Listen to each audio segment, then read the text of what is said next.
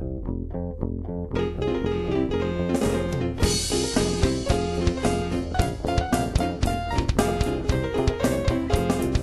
jo era molt més jove, sempre amb el cap rapat, avui en dia ja me la feite patinen les mosques al meu cap.